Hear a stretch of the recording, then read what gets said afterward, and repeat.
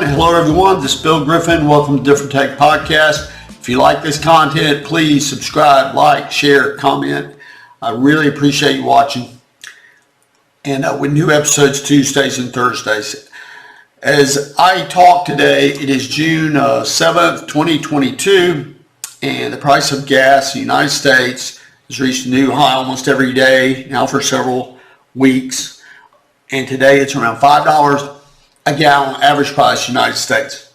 Inflation rate's been around 8% the past few months, and politicians have all kinds of solutions for these issues. And the one I want to talk about, the solutions, this gentleman, Congressman Ro Khanna from the 17th District of California. So here's a clip on MSNBC. This is a clip from 7 months ago, and he is at a congressional hearing where he is grilling oil company CEOs. You won't, and Mr. Woods, would you commit to matching your European counterparts to reducing the production of oil like both Shell and BP are doing? We're committing to lowering our emissions. No, are you committed to lowering the production as Paris Accords say, or no? So Ro Khanna is berating these CEOs because they will not commit to limiting or curtailing oil production, because he's a true believer that in climate change and that the United States must limit or reduce or eliminate even fossil fuel production if possible, because the world's going to come to an end if we don't. Mr. Khanna refers to himself as a progressive capitalist. It's an oxymoron. There's a competing terms. He's 45 years old, and he represents the 17th District of California, which contains Cupertino, San Jose, Santa Clara. So you have Apple, I think Google's or Alphabet's headquartered there. Alphabet is his biggest, largest campaign contributor. They give him $120,000 during the 21-22 cycle. He seems to have high political ambitions. Maybe he wants to be senator of California or governor or even higher. He's 45 years old. Here's another clip. Basic economics. And the basic economics is that the Build Back Better bill would have been fully paid for. And when you have something fully paid for, even Larry Summers or any economist will tell you, it does not cause inflation. What causes inflation is when you have deficit spending, because then the Fed has to come in and buy treasury bonds, and that increases the money supply. So if you actually raise revenue and you increase taxes and you lower the deficit, that means that the Fed has to... Actually, I have two clips from a program called Alex Witt on Weekends with Alex Witt. This is on MSNBC. This was done May 21, 22. He is talking about raising taxes with the Build Back Better program. He talks about deficit reduction, but what he's not talking about reducing spending. He's talking about increasing spending, but increasing taxes, and he claims that this is deficit neutral. The United States has had a deficit spending for years, and they've dealt with this. Federal Reserve has dealt with this by expanding the money supply. So he's correct when he talks about how the Federal Reserve will deal with the money supply, and that in order to get inflation under control, we have to reduce the deficit. However, he's being very deceitful when he claims that this is neutral, because what these politicians do is they love spending other people's money, and then of course he's all in for increasing taxes. They don't talk about the taxes. The moderator doesn't talk about them here or in this segment or in his appearance at all. And he certainly doesn't talk about them, because politicians don't like talking about taxes. But the idea that behavior won't change when you increase taxes is pretty ridiculous. The other thing that he doesn't talk about is, well, with this Build Back Better program or bill, when you increase taxes, will that increase the price of consumer goods. And of course it would. Companies are going to pass along the increase in taxes to the consumer. So we're talking about increasing the inflation rate, not decreasing the inflation rate. But sort of pie in the sky. A lot of people, sounds good. He's very articulate, well-spoken, appears on television a lot, very polished politician. So it kind of sounds good, and the moderator's not going to push him. So many people just, oh, well, that sounds pretty good. No, it doesn't sound good if you want to see the inflation rate go down. So he's complaining that the oil companies are making massive profits. They're greedy, and they shouldn't be doing this, and Congress needs to take action. Also have to hold big oil accountable. Look, they're making record profit, billions and billions and billions of dollars, and they're putting it in stock buybacks. They're giving it to Wall Street. They're not increasing production. And I have a bill with Sheldon Whitehouse says tax those excessive profits and give a rebate to the American public who are paying and getting fleeced. Well, he just said 7 months ago that he wanted to curtail aluminum production. So now he's complaining because these companies don't increase their production or have lower prices. I think that's the gist of it. If he's a true believer, would he really care how high the price is? There's a point where companies have a price so high that actually hurts their profits. He doesn't talk about that, but he's a capitalist, so he claims to be, so he understands this. Or does he? Because he's not going to sing their praises in 2015 when the price of gas was $2 a gallon. He's only complaining now because it's politically advantage for him. But if you're really a true believer in climate change and so forth, the price of gas couldn't be high enough because that would really limit the production of oil and reduce emissions and so forth and so on, according to the true believers.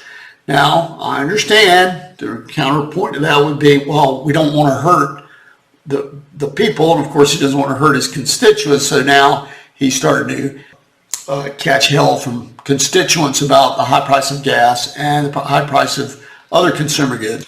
So these companies are greedy today, but they weren't greedy in 2015, and I doubt very seriously he's ever said a word about the high-tech companies that are in his district about whether they are greedy or not greedy. But maybe he has. This is a press release his office sent out, May 25, 2022, Ro Khanna. It says, Washington, D.C., today, Representative Ro Khanna, Senator Whitehouse, Democrat from Rhode Island, Representative DeFazio, Democrat from Oregon, and Representative Bowman, Democrat New York, along with other 30 members of the House and Senate, sent a letter to Speaker Pelosi and Leader Schumer calling on them to bring windfall profit tax legislation to the floor to stop big oil's wartime profiteering and deliver gas price relief for Americans. I didn't know the United States was at war. That's news to me. Last week, the House voted to pass the Consumer Fuel Price Gouging Prevention Act, included by Representatives Shire and Democrat Washington and Porter, Democrat California, to empower the president to declare an energy emergency and give the Federal Trade Commission authority to penalize oil and gas companies price gouging consumers. In the letter sent today, the members stressed the need to pass an accompanying windfall profit tax bill to tax excess profits and send Americans a rebate with the revenue raised. So, rebate. That'll be very efficient. No, it won't be. This is a silly thing to do because what will happen is if it really got enacted in the 70s, you saw long gas lines because production was curtailed. Because if you're going to force these companies with some sort of price controls or taxes, it raises. It's not going to lower the price of gas. That's not going to happen. These things eventually, if the prices are too high, these companies will lower them. It is a global It's a global market. Whether you think they're greedy or not greedy, who cares? The market will determine the price. These things have never worked. This sort of legislation has never worked. It just sounds good. They're being greedy, so we need to go after them. And a lot of people, frankly, just don't know any better, and they're living their lives and they're not paying attention. But this is a bad idea for the average person, because even if there were stabilized prices, that doesn't mean you're going to actually show up at a gas station and get gas if they go too far. And politicians always seem to go too far because it really sounds good, especially leftist. Okay, so this is a clip of Ro Khanna and on NBC, San Francisco television station, discussing inflation and rising grocery store prices. And this was on May 10th, 2022. When it comes to food prices, one of the things we could do is the federal government can decide to buy food both locally in America and around the world at a low price and sell it at a low price. for gasoline, Khanna wants to cap oil company profits, force consumer rebates, and again, get involved in the consumer process. He plans to talk to the president about it. So he has this really, insane idea that the United States government U.S. Department of Agriculture employees have the expertise and the competency to buy massive quantities of food at low prices and sell them at low prices. This is a crazy idea. The United States government never buys anything at a low price than the market. Ever. Companies do not do this. He claims that this can be done locally and internationally. This is really sad that anybody would believe this for a second. If you go into the post office and you see how competent folks are at doing their job at the post office compared to UPS or FedEx, and think about the USDA that does not hire the people to do what he's talking about doing. You're just going to flip a switch and they're going to be able to buy massive quantities of food. If this was a great idea, the government would have been doing it for years. Roosevelt, what he's talking about, there was a depression that went all the way through his entire presidency. The living conditions during World War II, and I've done an episode about this, the sacrifices were extraordinary. The idea that World War II into the Depression is a total myth, because the living conditions were terrible during World War II. There was enormous rationing. Sons were sent off to, and daughters too, sent off to die and get injured in foreign countries. Living conditions were not good at all. And during the Reagan years, what he's referring to is a pretty minor program. I don't know when it started, if the Reagan administration actually started. It's not really important. If it were such a great thing, why hasn't Ro Khanna been purporting to do this since he got into Congress? He hasn't. It's just something he thought of that day that sounded good. And many people just kind of buy into it. Oh, that sounds pretty good. The government has a lot of power. It can buy food. The other thing he says is talk about what kind of food, which is kind of scary, because it may be food that people don't want to consume. This is what he has to say also about food prices. This is a Newsweek article, May 25th, June 3rd, Newsweek article. Apparently Ro Khanna wrote an op-ed in the New York Times, and this article goes as follows. He suggested that the Department of Agriculture should buy essential food products on the global market during price dips, and the Department of Energy should buy petroleum under the same conditions. That presumes, again, that the Department of Agriculture and Department of Energy actually have people that work there that have the expertise and competency that they could do this in a fashion that would be more efficient and more profitable, if you will, than the private sector. That's a tall tale. The congressman also said the National Guard and other military units should be deployed to address immediate worker shortages that have left container ships stuck at sea and warehouses overflowing. That is also a pretty nutty idea. The people in the National Guard and other military units, that is not that is not what they do. That is not their mission. It's just a crazy idea. He proposed other steps, including improving working conditions to recruit workers. There's a worker shortage right now. Why would companies not improve their conditions to, if that were the issue, to recruit workers? Provide wage subsidies during worker shortages, and passing the Bipartisan Innovation Act to allow for the production of more semiconductors. Shocking. Silicon Valley congressman wants the United States government to subsidize semiconductor production and providing wage subsidies during worker shortage, probably just for his district, is what he's interested in. This fellow seems to just, he was all in on COVID shutdown. So the economy's wrecked and no responsibility, no apologies for doing this. So many people lost businesses and were fired, and their lives were drastically changed in the negative. The United States government spent massive amounts of money, and that is one of the true causes of inflation. But he doesn't discuss this. He was all in on it. So a problem that basically he and his ilk in Congress caused, he's got the solution. This is an interview that Ro Khanna did with Neil Cavuto on May 12th.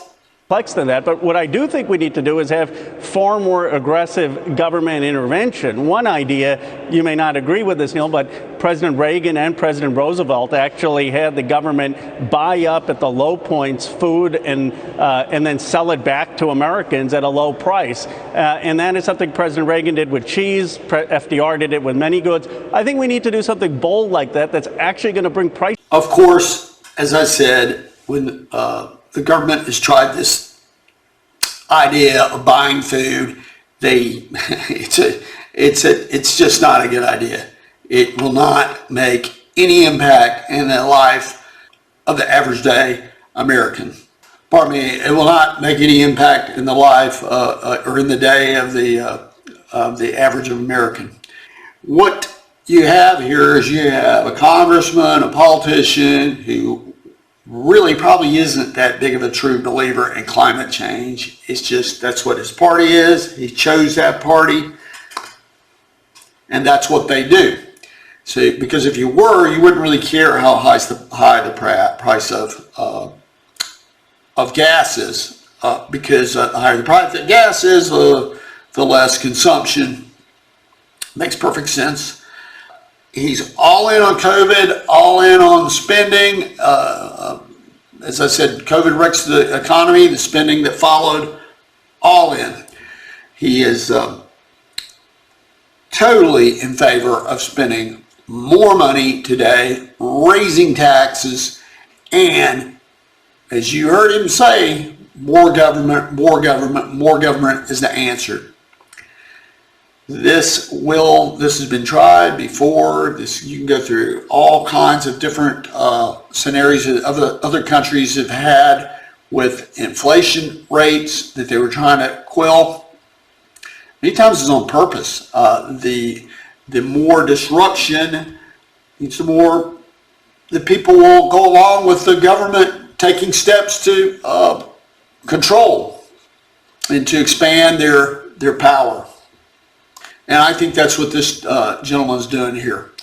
So that's my episode today. I appreciate you watching. If you like this content, please subscribe, like, share, comment. And new episodes Tuesdays and Thursdays. Thanks for watching.